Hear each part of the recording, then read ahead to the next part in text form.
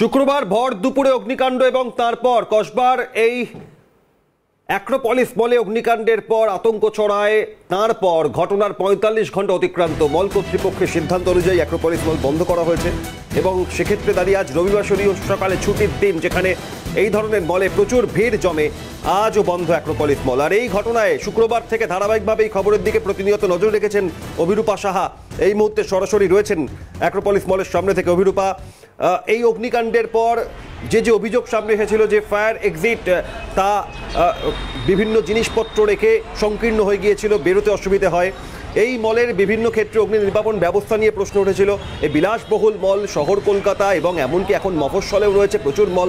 সেক্ষেত্রে দাঁড়িয়ে মলের নিরাপত্তা এবং কোন কোন পরিস্থিতির প্রেক্ষিতে মল বন্ধ রাখার সিদ্ধান্ত, কবে মল খুলবে তার সম্ভাবনা কি, কি খবর সর্বশেষ উঠে আসছে?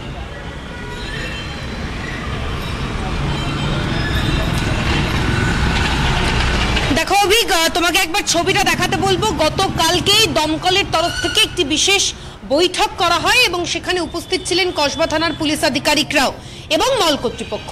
ফলে সেই যৌথ বৈঠকে সিদ্ধান্ত নেওয়া হয়েছে যে আপাতত অনির্দিষ্টকালের জন্য বন্ধ রাখা হচ্ছে এই কসবার শপিং মল। তার কারণ বেশ কিছু দিক নজর দেওয়ার প্রয়োজন রয়েছে। উল্লেখযোগ্যভাবে মলের যে জরুরি যে বিভাগ, অর্থাৎ যেখান দিয়ে আপাতকালীন বহির্বিভাগ, যেখান দিয়ে বেরোনো হয়, এমার্জেন্সি এক্সিট, সেখানে বেশ কিছু আবর্জনা রাখার একটা প্রশ্ন উঠছিল। এখানকার যারা কর্মী বা যারা মলে এসেছিলেন সাধারণ মানুষজন, তারা একটা অভিযোগ করেছিলেন যে বের হতে তাদের বেশ কিছু সমস্যা হয়েছিল। এক, দুই হচ্ছে উল্লেখযোগ্যভাবে যেখানে অগ্নিকাণ্ডের ঘটনা ঘটেছে তার আশেপাশেই বেশ কিছু জায়গায় কাজ চলছিল এবং সেখানে কি ধরনের কাজ করা হচ্ছিল, কাজে ব্যবহৃত সরঞ্জাম কি ছিল এবং কারা কাজ করছিলেন, অর্থাৎ কোন কোন কর্মী যারা ছিলেন, যারা কাজে নিযুক্ত ছিলেন, তাদের সঙ্গেও কথা বলা হবে দমকল এবং পুলিশের তরফ থেকে। এই বিষয়টি নজর দেওয়ার প্রয়োজন। এবং তৃতীয়ত, ইতিমধ্যেই দমকলের তরফ থেকে সিসিটিভি ফুটেজ চাওয়া হয়েছে মল কর্তৃপক্ষের কাছে। কোন সময়কার সিসিটিভি ফুটেজ চাওয়া হয়েছে? তাহলে যখন আগুন লেগেছে, অর্থাৎ শুক্রবার দিন ওই 12টা থেকে 12:30 নাগাদ অগ্নিকাণ্ডের ঘটনা ঘটে, তার ঠিক 24 ঘন্টা আগের গোটা মলের যে সিসিটিভি ফুটেজ এবং মূলত যেখানে অগ্নিকাণ্ড ঘটেছে, যে বইয়ের দোকান থেকে ফুড কোর্টে আগুন ছড়ায় এবং যেখানে এই কাজ চলছিল বলে জানা গেছে, সেই অংশের সিসিটিভি ফুটেজ ইতিমধ্যেই দমকল আধিকারিকরা চেয়েছেন মল কর্তৃপক্ষের কাছে। ফলে পারিপার্শ্বিক তথ্য প্রমাণ খতিয়ে দেখবার প্রয়োজনীয়তা রয়েছে। আগুন লাগলো কিভাবে, ইতিমধ্যেই ফরেন্সিক তারা তথ্য প্রমাণ সংগ্রহ করেছেন। সমস্ত দিক বিচার বিবেচনা করার পর, সেফটি অ্যান্ড মেজারমেন্ট সমস্তটা দেখার পর, তারপরেই আবার সাধারণের জন্য খুলে দেওয়া হবে কসবার এই শপিং মল। তোমাকে আরো একবার ছবিটা দেখাতে বলবো। আমার চিত্র সাংবাদিক দীপ্ত চক্রবর্তী দেখাচ্ছে।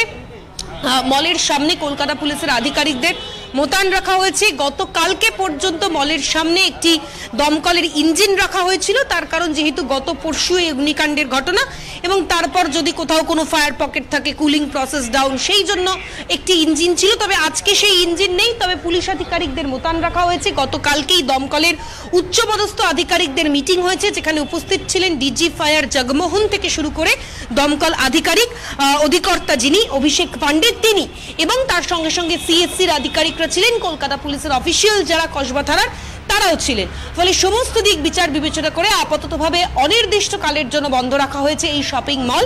পরবর্তীকালে কবে খোলা হবে সেটা ফার্দার নোটিশের ওপর ভরসা রাখতে হবে।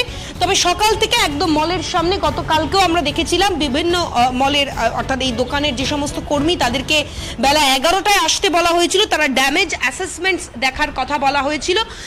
দোকান ওনার শপ ওনার যারা রয়েছেন তাদেরকেও আসতে বলা হয়েছিল। একে একে ভেতরে তাদেরকে প্রবেশ করানো হয়েছিল। তারা গিয়ে দেখে এসেছেন যে যার নিজের দোকানের কি পরিস্থিতি, কি কি ক্ষয়ক্ষতি হয়েছে সেগুলি দেখা হয়েছে।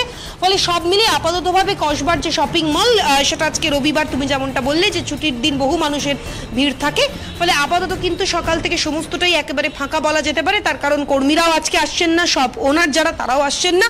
আপাততভাবে আগুন যে জায়গায় লেগেছে সেই জায়গা নতুন করে আবার সেটা পুনর্নবীকরণ করা এবং তার সঙ্গে সঙ্গে যে সমস্ত আইনি, অর্থাৎ লিগাল যে সমস্ত প্রসিডিওর রয়েছে, দমকল তারাও কিন্তু সিসিটিভি ফুটেজ খতিয়ে দেখে এই এখানকার যারা কর্মীরা রয়েছেন, যারা কাজ করছিলেন, তাদের সঙ্গে কথাবার্তা বলে তদন্ত প্রক্রিয়া একেবারে স্বতঃপ্রণোদিতভাবে তারা চালিয়ে নিয়ে যাবেন। অভিক। ধন্যবাদ অভিরূপা, বিস্তারিত জানালেন অভিরূপা সাহা। এবং সংস্কার করার পর এবং এই কালো ধোঁয়া বের করার জন্য মলের বিভিন্ন কাঁচের জানলা বিভিন্ন জায়গায় তা ভেঙে ফেলা হয়েছিল, সবকিছু সারানোর পর আবার কবে চালু হয় অ্যাক্রোপলিস মল, নজর সেদিকেই।